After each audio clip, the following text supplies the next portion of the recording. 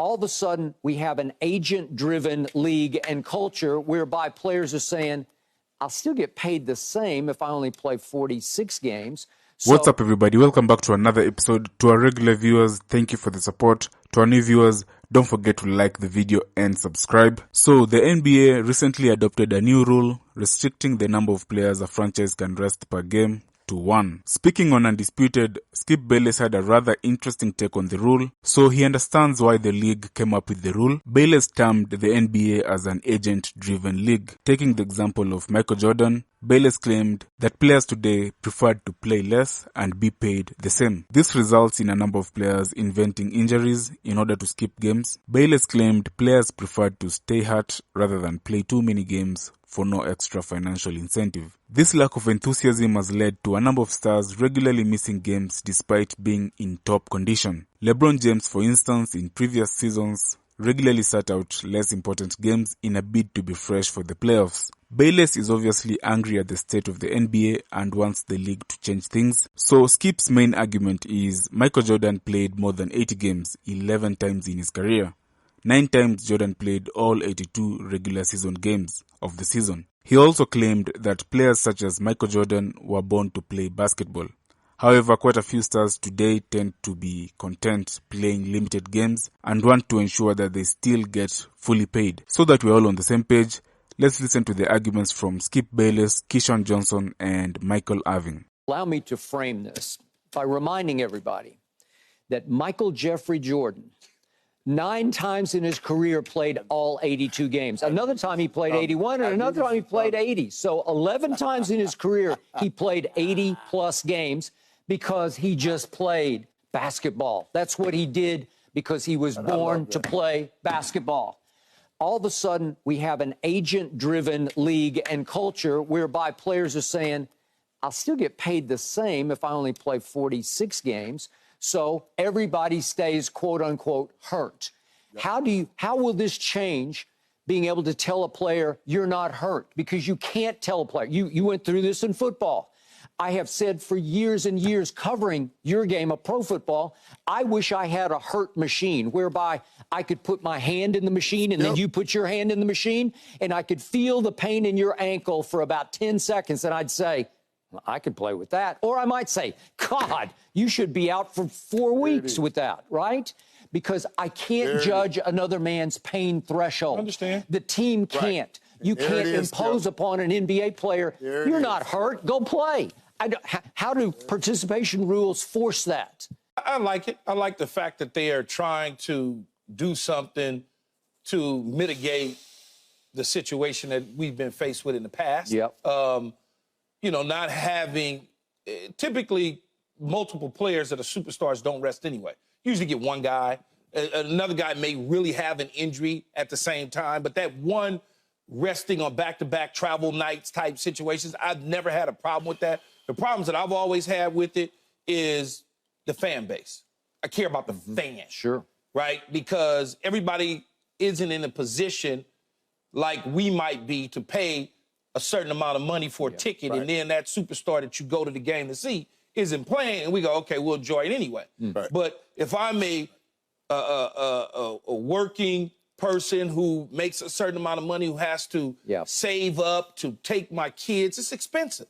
To take 2 or 3 kids and my wife or to a game, that may cost you, $1,500 that you saved up to get. Absolutely. And I want to go see Steph Curry play, and I'm expecting Steph Curry to play, then he's not playing. Now I got to look at my kids and be like, well, I thought he was playing. They didn't tell me he wasn't playing until earlier today. I would like to see something in there where they would be given a notice if someone isn't playing. I don't know what that would be, a week, 2 weeks, based on the schedule. You know the schedule. You know the back-to-back nights. You know the travel nights. The itinerary is put into play. So the organization... It's too many unknown variables, Key. You don't know where you're going to be in the race as trying to get those top spots. I understand that part, but I can always redact that and change my mind if that was ever the case. If I can always say he's playing on Monday, even though in December I said he wasn't going to play on January 6th, but now he's playing because we're in the hunt to do this. All I'm saying with that is I didn't like and I don't like when somebody's money's being wasted that really works hard and want to take their family to the games. That's I don't care about the TV. If you ain't, it's not that big of a deal. I understand it is to the NBA. It's a big deal because of television. I care about the fans going into the stadium. One of the things that I probably would have tried to add if I was working for the NBA is those that are sitting out, you got to sign autographs for X amount of period of time. In the concourse, with security, for the fans. If Steph Curry's coming. That's not a bad idea, Key. No, that's I'm just really saying. Not a bad idea, because Key. think about but it, now Michael. You can still come and at least see the player. That's not a bad idea. I like that. Yeah, because if you think about it, if a family is spending their money and they just flew all the way to OKC to see the Lakers play in LeBron, and LeBron shows up. You did that once. I've actually done it, but everybody played. But I would have been mad if I had flown to OKC and there was no Westbrook and no KD. I'd have been extremely mad. I'd have been mad. But that's what I'm saying. There's some incentive there for the fan base. Okay. How do you feel about the NBA having to resort to must-play rules? Michael, you first. Let me tell you now, because I'm an athlete, I'm a huge sports fan. I show up at all kinds of sporting events in the off season when I'm not working as much, you know what I mean? So I see this from both sides. And I think when I look at this plan, I think this is a brilliant plan because it hits both sides. It hits the team in the pocket where they're trying to protect the most. And I think it hits the players in the ego where they want to protect the most.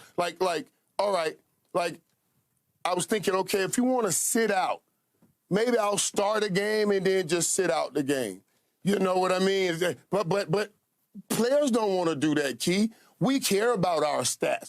If I'm saying I want to average 100 yards a game or I want to average 30 points a game, and now I join in the game, and I'm not playing in the game, that brings down my average. So I like it from that standpoint. I want to see the stars on the court when I'm showing up at a game. So I like you can't rest both stars. You got to play at least one if you have two all-stars. So I like that they're trying to do something with this, what do we call it, Kawhi Leonard rule that we have put in the NBA.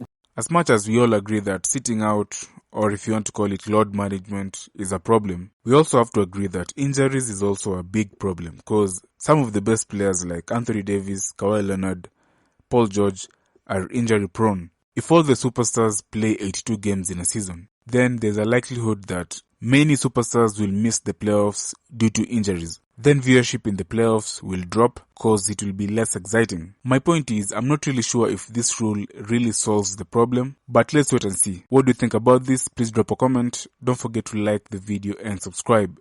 Thank you.